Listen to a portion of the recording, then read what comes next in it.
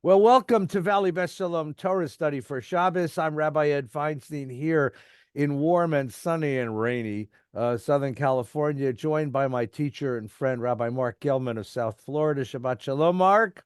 Shabbat shalom, my dear friend. And I'm so glad anyone's tuned in to listen to us this Shabbos after that joke fest of last week. People liked it. I People did. heard some good things. I heard some good I'm things. saying they're saying, when are you going on the road? Yeah, they want to know when we're doing the R-rated version of it, but let's Yeah, not I go know. there. So let's turn back to the Torah this Shabbos. We're now 3 weeks ahead of Passover, so it's Shabbat Para, the Shabbat when we talk about purity. We'll talk about it in a moment. But the Torah portion is the second portion in the book of Leviticus. It's called Tzav, which means command. Interesting, because usually when God talks to Moses, talks to Israel, it's say to the Israelites, Yidaber Adonai el Moshe lemor, daber el bnei Israel, ve'amarta lehem, say to them, talk to them, instruct them. But this week it's command. So there's things about this Torah portion which need to be got done right. So a quick introduction. The book of Leviticus, that is the first 18 chapters of the book of Leviticus, is, in my mind, what you call a tech manual. When you take your car into the mechanic, if the mechanic has never worked on a car like yours before, he will seem like he knows what he's doing, but he doesn't. What he's going to do instead is retreat to the back room. And there he has a manual. I think today they're online, put out by the Chilton Corporation, which tells him or her how a car like this is to be repaired, how tight the nuts have to be and the bolts have to be, and how the hoses are arranged, and how the timing, if you have timing. In the old days, we used to have timing. All these kinds of things. And every mechanic has a set of tech manuals for every car they work on. Your banker has a tech manual to tell your banker what kind of loans they can give out and what kind of accounts they can open. A lawyer has a tech manual, which tells the lawyer certain pleadings and certain contract forms. Even rabbis, The rabbi's manual, the the little rabbi's black manual. book. Now, what's interesting about a tech manual is it assumes you know what you're doing, right? My rabbi's manual is not the years and years I spent sitting in seminary learning Talmud. That's assumed. It just tells me, what do you say at the wedding? What do you say at the bris? What do you say at the funeral service? What do you say at any particular? It doesn't give reasons. It doesn't give background. It doesn't give history. It's just, here's what you do. For all of that other stuff, you got to learn the rest of the literature. What the Torah does in Leviticus is remarkable. The first 18 chapters, it's the priest's tech manual. The priests of Israel had a manual which said, when someone comes and wants a sin offering, here's how you do it. When someone wants a gratitude offering, here's how you do it. And that's what we have. And when the temple was destroyed, presumably, the community made a remarkable decision. Publish the priest's tech manual.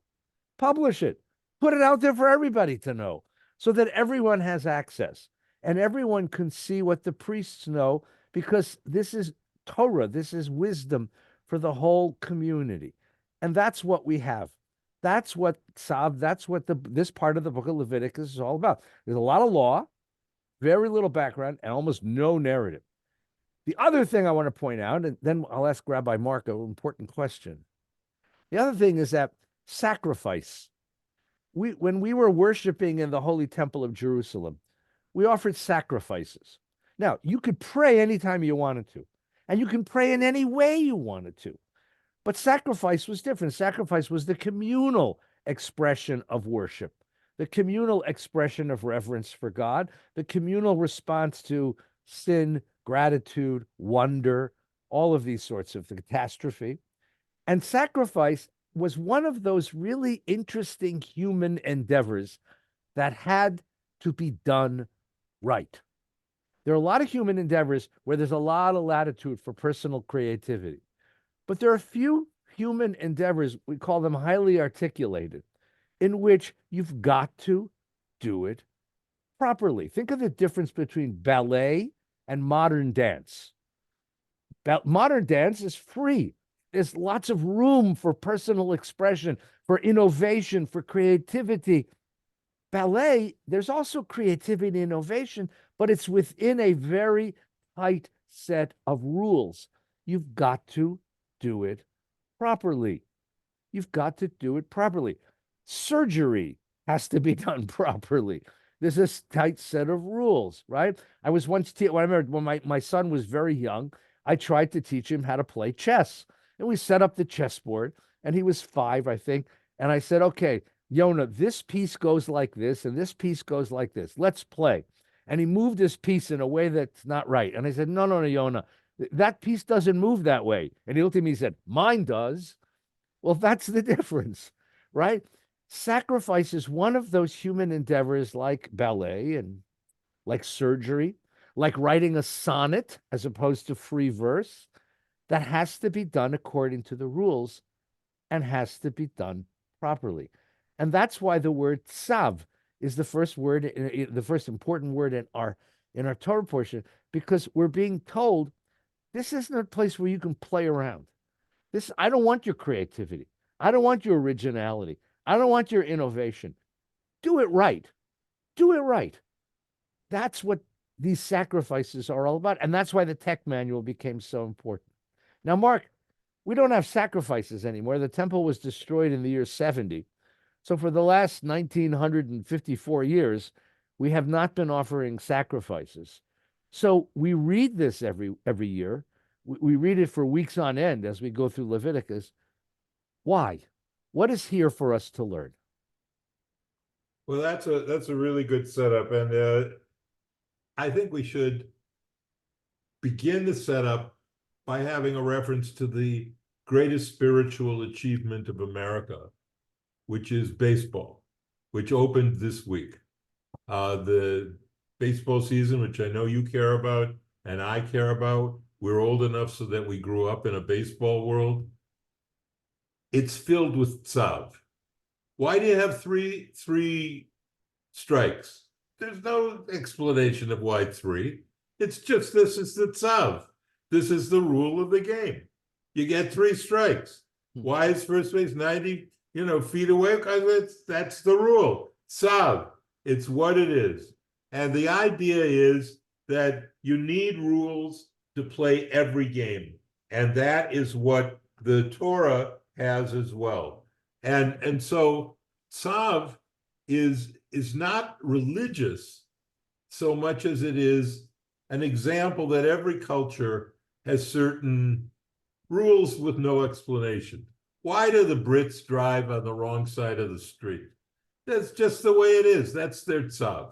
Okay, so the first thing is to understand that we had a different tzav once, back in the biblical age, and that the greatest transformation of Judaism, by far, in fact, one could even argue the creation of Judaism as we know it, happened in the rabbinic period around the 1st century, but certainly after the destruction of the temple, when the rabbis gathered together in Yavne, and they said, look, what are we going to do here?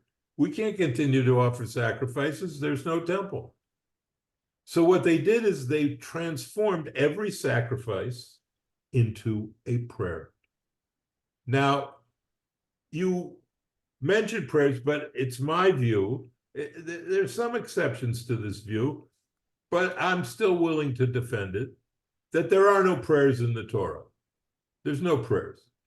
There's tzav, there's things you do, but there's no prayers. Oh God, there's no Baruch Atah Adonai, there's none of that. And the reason there isn't, there's no liturgy. Yeah. There's one where Moses says about Ana el narafana. His sister is sick, and he prays for her to get better. But that's not liturgy. That's spontaneous expression. Correct. It's not organized prayer. Right. So anyway, they transformed all the sacrifices into prayers. Right. So now the question I raise, and my response to your question, typically long-winded, is that the sacrifices remind us of things that we still need in Judaism, and that the destruction of the temple got rid of certain practices,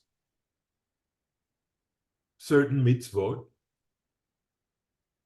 that we really miss, even though there's elements of them that we're happy to see gone. I'm not looking to burn up animals in the middle of the sanctuary.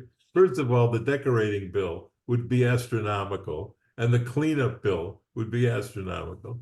But I'm not looking to sacrifice animals as a centerpiece of Jewish life. And I'm happy with prayers. The problem is the sacrifices in the temple were truly sacrificial. What is sacrificial about standing up for the Alenim? Honestly, there's no sacrifice there. This is not a sacrifice. And so to say the rabbis transformed the sacrifices into prayers is a lie. They did it, but they couldn't transform the magic, the power, the sound of a dying animal, the smell of burning innards, the priestly garments. There's nothing in rabbinic Judaism that has that religious drama. Mm-hmm. And if you want to know the comparison, look at a high mass in Catholicism at a medieval cathedral like Chartres. Betty and I snuck in to see one once. It takes your breath away.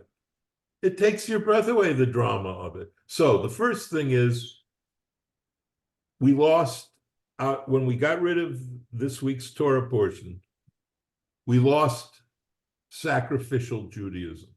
We don't give anything to be Jewish compared to what they used to give. Now, some people are very generous. I know that. But in general, the practice of Judaism, rabbinic Judaism, is not as sacrificial as the practice of biblical Judaism. That's number one. Number two is a critique that actually began before the sacrifices were eliminated. And that is, you can be an SOB. You can be a not very good person. You can be a slumlord.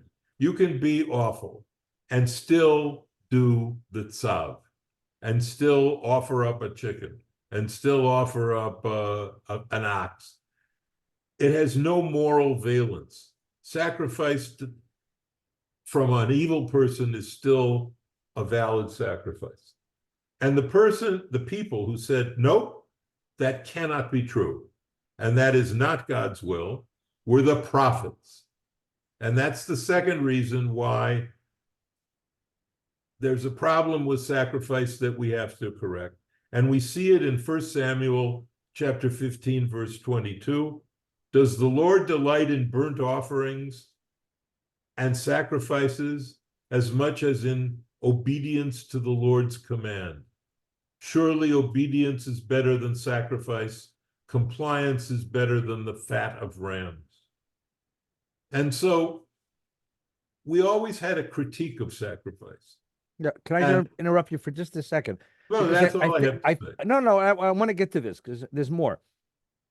That critique is important to look at because you've said two things and they're compatible in a very deep way. On the one hand, the prophets were worried that if worship of God were simply the bringing of an object of some of some value, like an animal or food, that one could think that they're like fulfilling their obligation with no turn of the heart, but only the physical gift.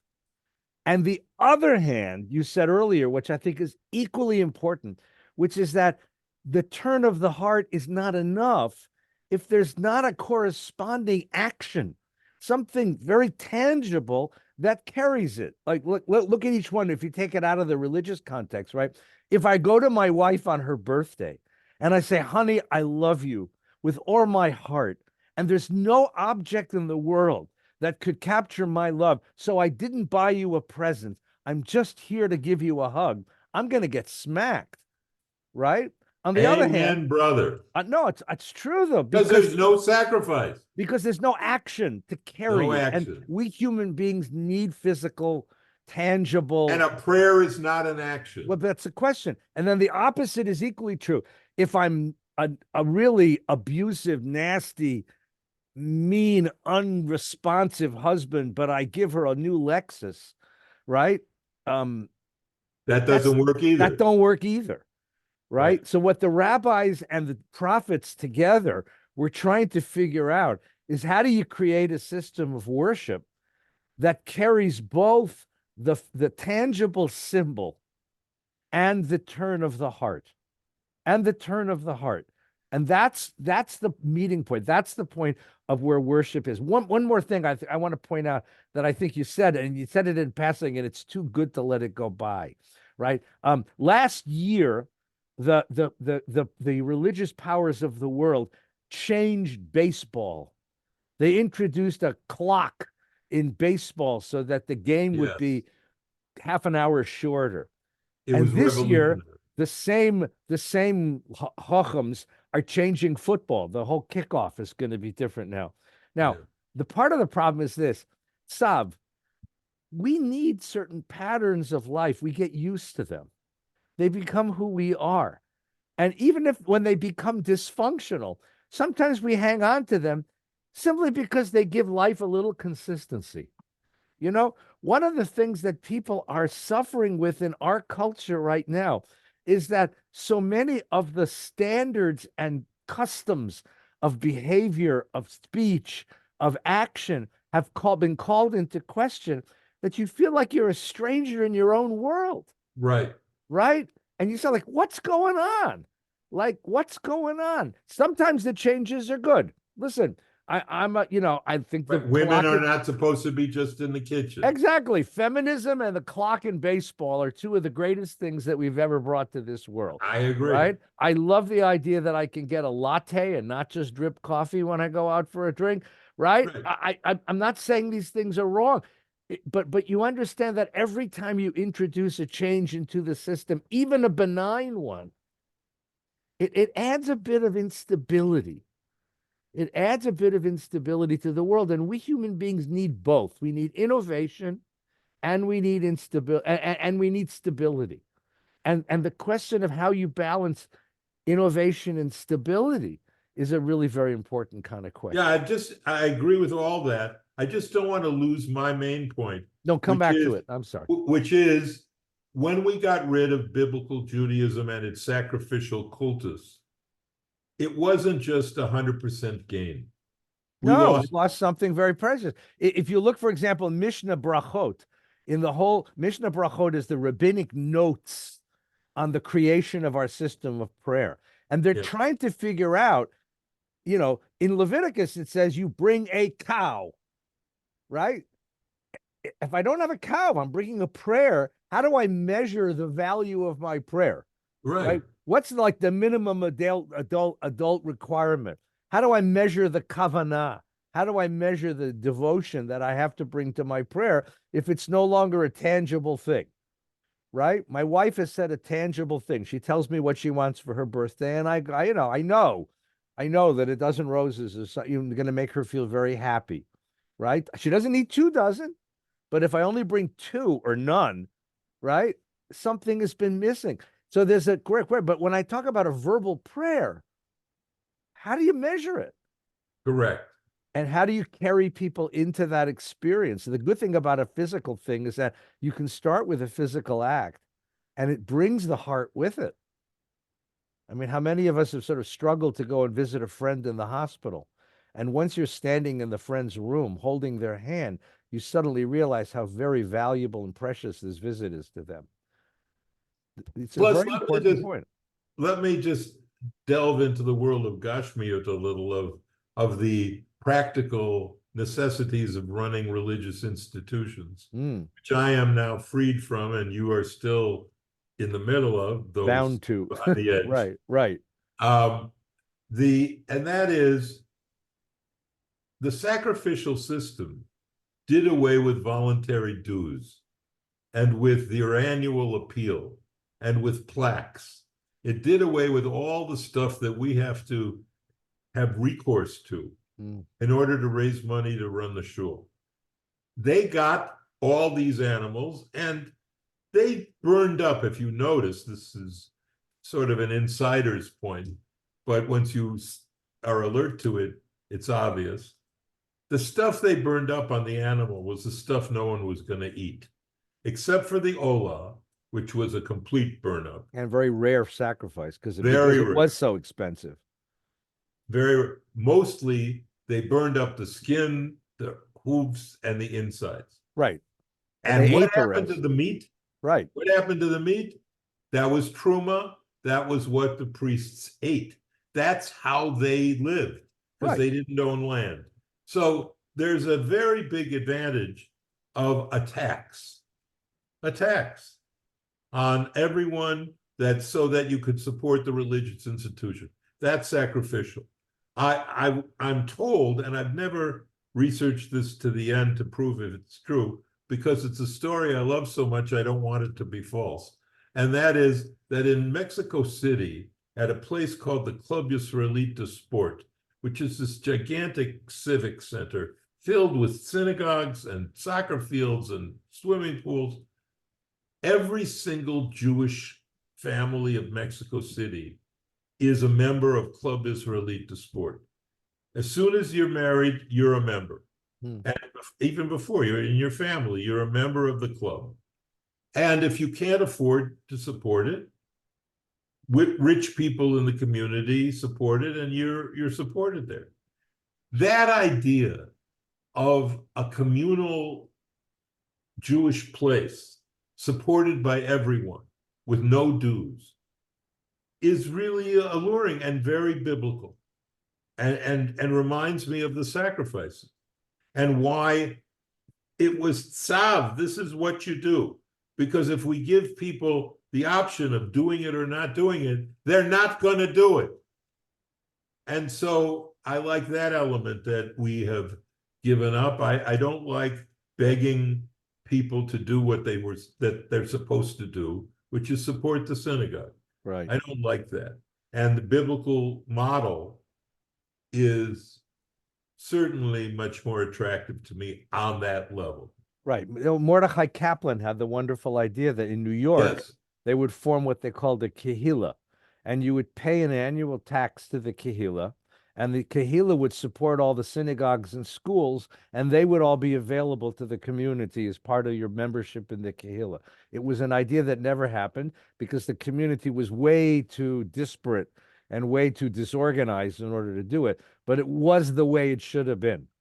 Because every year, you know this, every year, congregational rabbis get accosted by somebody, old and young, doesn't matter. It's always somebody who's going to yell at me and say, why do you have to charge money? Why Yes, do I have to yes, pay? Why yes, do you have yes. to have an appeal at the Every Bima? year, every Because, year. and the answer they'll always say to me is, I don't need to pay to pray. And the answer, of course, is a beautiful answer, simple answer. I always say that you're exactly right. You don't have to pay to pray. Pray anywhere to God you want. Pray from your heart. Pray with all your might. Pray, it's free. Of course, if you want to sit on a chair while you're praying, if you want me to turn the lights on, if you want to have air conditioning so it's not too uncomfortable, if you want a rabbi who spends some time preparing some teaching and a cantor who spends some time preparing the liturgy, if you want a security guard to make sure that you're safe while you're praying, that's what costs money. The DWP, our Department of Water and Power, the electric company, doesn't accept prayer. I tried. I really tried. I told them I would pray for them. They want the bill paid. They don't get it. They don't get it. No, but the truth is it's an immaturity. And I'm sorry to say something so pejorative, but it's an immaturity to think that we can have a community and serve the community and serve each other and take care of each other without people stepping up to help. It's simply an But immaturity. yeah, so the point is, there's all that. There's another concept in this week's Torah portion that I wanted to talk to you about, and that's the concept of purity. That's another concept that we have lost from the biblical period. And this one is a little more complicated. I'm less full-throated on this. I'm less certain on this, on how purity gets to be transferred into the modern world. I'm pretty clear on sacrifice, that we don't sacrifice enough for Judaism. I'm not clear on how purity is accomplished. Now, purity in the biblical times meant a variety of laws. First of all, the priests had this cure. They had a wash basin. They had to wash their feet, which Muslims still do before prayer. Mhm. They washed their hands, the faith. They dressed in pure linen so that there was a purity of their fabrics. They had to offer pure animals. They couldn't be already with a broken leg or with some pagum, some object of that would disqualify them as being Yeah, a perfect a thing. mum. It's called a mum, a A mum, blemish. right? A blemished Right, that's right. animal is not to be offered. Has to be a Yeah, yeah. whole animal. So they had all sorts of notions of pure, and of course, Zion Zach, pure oil. They had to have pure oil. Mm-hmm. So they had all these notions of purity. And the rabbis struggled with this. And they didn't really come up with good answers, I don't think. They have a few categories where you are impure. Many people don't understand why Orthodox men don't shake hands with women. Mm-hmm. And it's about purity, that they shouldn't have contact with women during their menses, and they don't want to ask them, are you menstruating now? That's improper. So they don't shake hands with anyone. But it's about purity.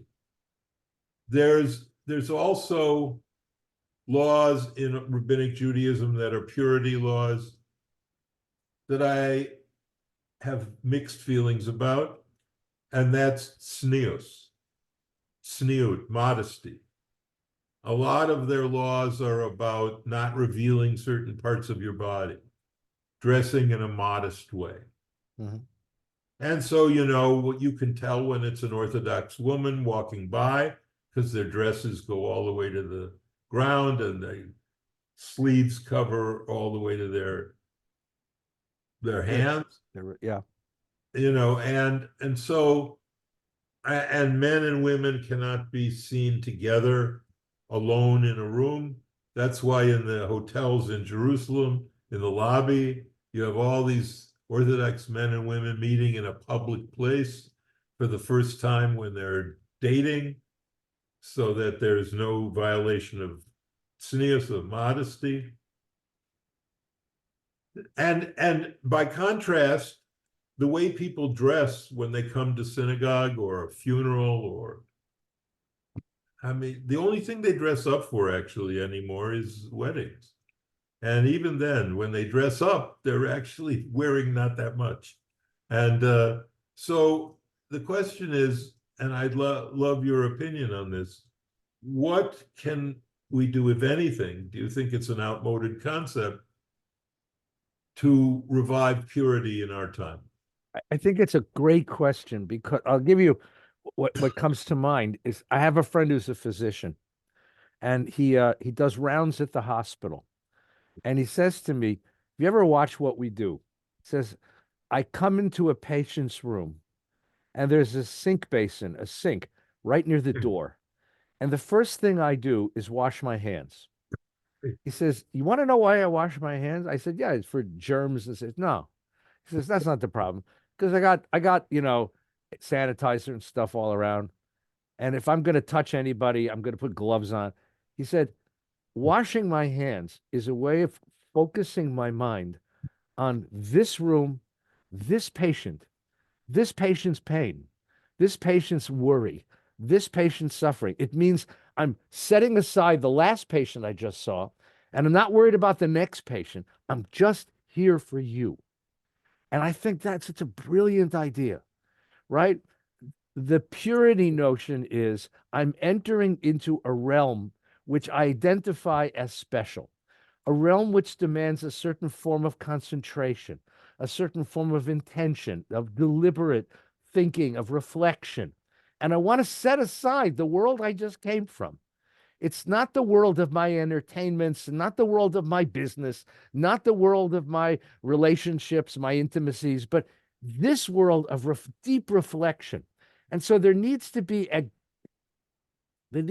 transition from the regular world, the world that in Hebrew they call it chulin, the ordinary world, into this world of kedusha, of holiness. And the wash basin of the priests is exactly what that was. And the idea that you enter that realm and you surround yourself with symbols, you wear something that reminds you you're now entering a special place, right? In shul, you put a kippah and a talit on. It says to me, I'm in a special place, right? I think washing your hands, by the way, before entering a shul is a great idea, because again, it gives you that moment of transition. I'm leaving behind the world of the ordinary and entering the world of the sacred. And I think that's critical. I think that's so important. All right. So what do we do in our world? We don't have anything in our world. Well, that's why I'm asking. What can we do? I think we need some kind. Further, I think the idea of a wash basin is a great idea, because it's a symbol, not because you're revive Natilat Yadayim. Not physical dirty. It's a transition from a world of ordinary experience. Right. To a world That's a of, key point. of heightened experience. Don't go over that too quickly. It's not physical filth. It's not washing off dirt that makes you pure. This is a moral issue. It's not even moral. It's spirit. There's no way to say it in English, Ed. I know. It's not about, it isn't even ethical. It's about purity. We don't have language for this. We do not have language for it. You don't have language for this, right? And by the way, just so the associated, if we understand that you're moving from one world to another, and that in one world a certain kind of thought, reflection, and action is demanded, but in another world is a higher level, a more reflective level, a deeper level, listening. Why do you put a mezuzah on a door? First word in the mezuzah is Shema. I like to stop at that mezuzah and say that word out loud. I'm talking to myself, not Yisrael, Shema Eddie, Listen, the people in this house are the most important people in your life. You've just left the intense world of business and commerce. You're entering a world of intimacy. It's a different kind of listening. This is a different kind of listening. The tznius thing, by the way, is so important. I think it's an idea that I'd love to bring back. Because I would too. And I'm not looking for women to dress from head to toe in wool. I'm not looking for that. But I want people to understand that in certain kind of circumstances, we want to send a message that a certain quality of respect is demanded in this encounter, in this social transaction. And I think that in our culture, which is so blatantly pornographic, I think it would be great if women, particularly younger women, were able to say to their contemporaries, their male contemporaries, look at me with respect. Listen to me. Remember that I'm a soul and not just a body. And I think that the way they dress there's something, they should dress in a way which conveys that.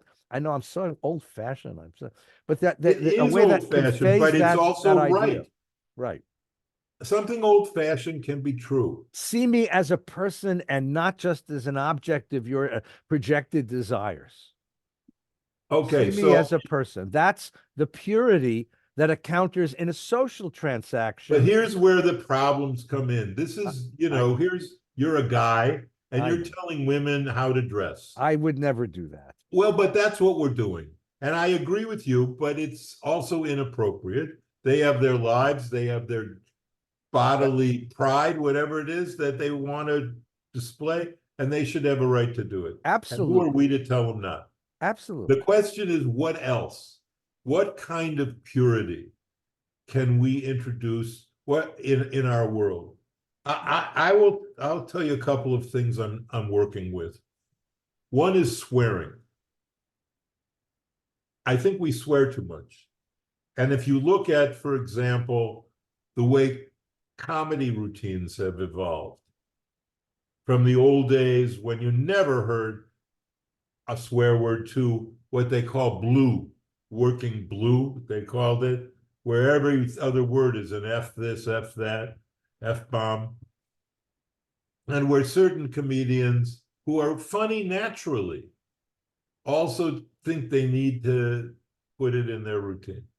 I think we swear too much, and I think it would return some level of verbal purity if we would swear less. And I think that's also a piece of it. I think there is a purity to political discourse. That is, if you assume that the person you're talking to has the best interests of America at heart, it doesn't matter if they agree with you or not. So they have the best interests of America at heart, and they think this, and you have the best interests of America at heart, and you think that. Okay. What about the purity in which you say, I'm going to agree to disagree, and I'm not going to call you a Nazi, and I'm not going to call you, a communist and an anti-Semite. I'm just going to say, let's try and learn from what you're saying so that I can understand you better, Right. so that I can understand why we don't agree. So what you're saying, Mark, is that we go back to our Torah portion of Tzav.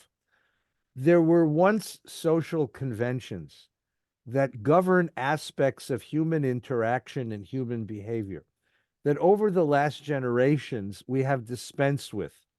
We have dispensed with because we wanted more freedom. We wanted freedom to talk in a way that was freer and express our emotions in freer. We wanted to dress in a freer way. We want to engage each other in a freer way. And that impulse of more freedom is fine, but having dispensed with those social rules, those mores, we find ourselves impoverished in many ways. Yeah. We find ourselves impoverished that you turn on the TV and every third word is an F word. They're like, what? Tell me a story. Make me laugh. You don't have to use that. That political discourse has become so crude. That dress has become lascivious in so many ways, for men and women, by the way. And our interactions with each other, that there were once social mores in the way that you talk to each other. I have young friends who tell me that dating is one of the most dangerous experiences now because there are no rules.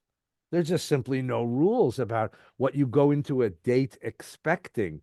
So I think that the tzav, which is our Torah portion today, is saying, like, before you dispense with these things, be very careful about the world you're creating, because it might not be a freer world in the end than you think it is.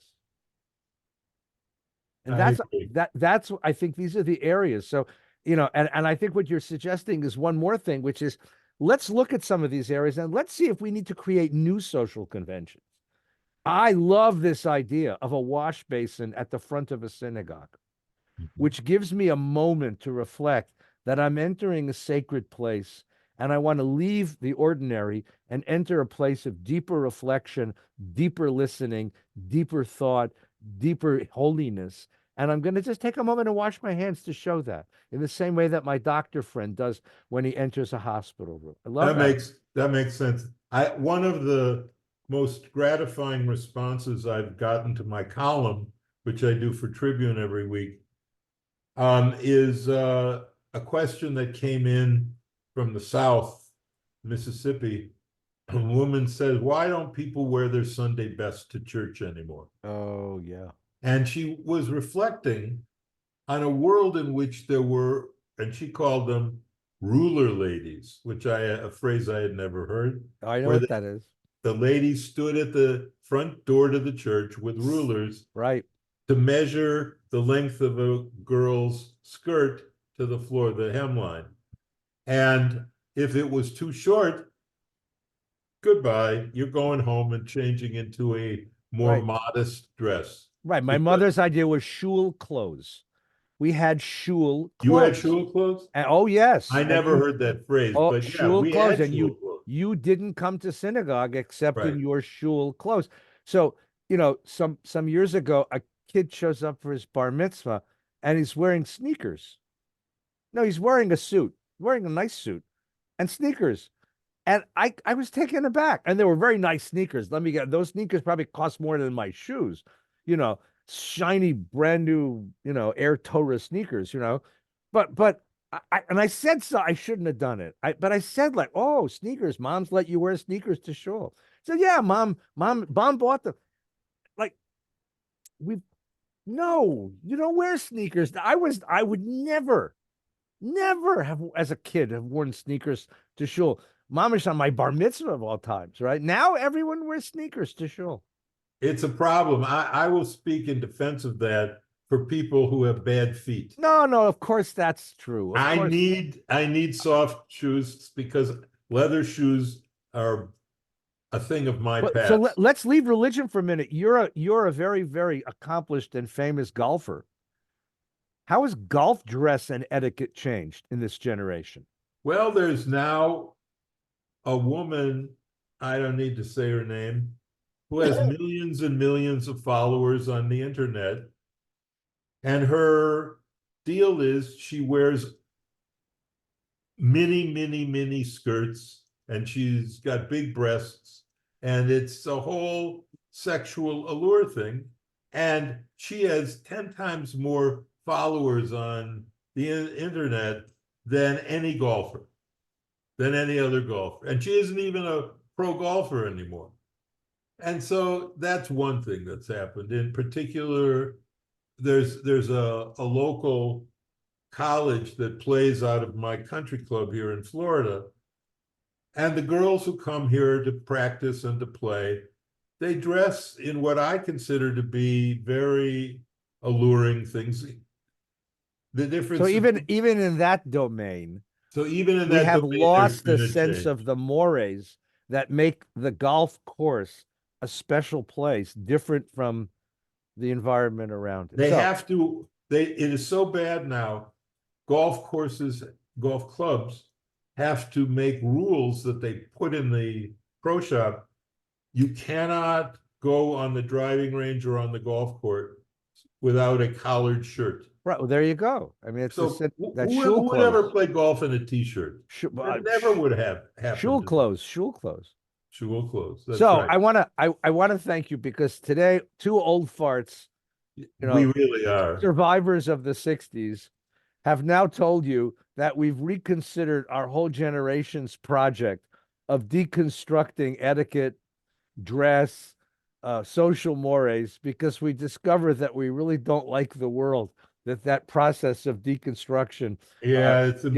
embarrassing. I admit it. Stavel b'nei Yisrael, hold on to your mores, says God, because they actually create a world where holiness is recognized and celebrated. So, Mark, thank you for this exercise in get off my lawn, old guy stuff. I enjoy this so very, very much.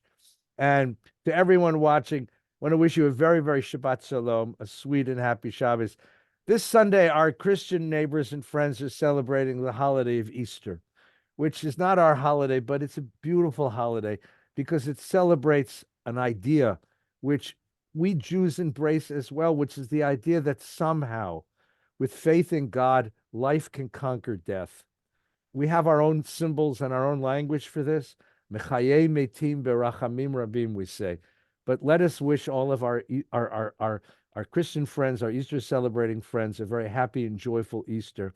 And let's pray all together, Christians and Jews, Muslims and Hindus and Buddhists and everyone, that somehow in this world, life can actually conquer death. Mark, Shabbat Shalom. Take good Shabbat care. Shalom, my friend. Stay well.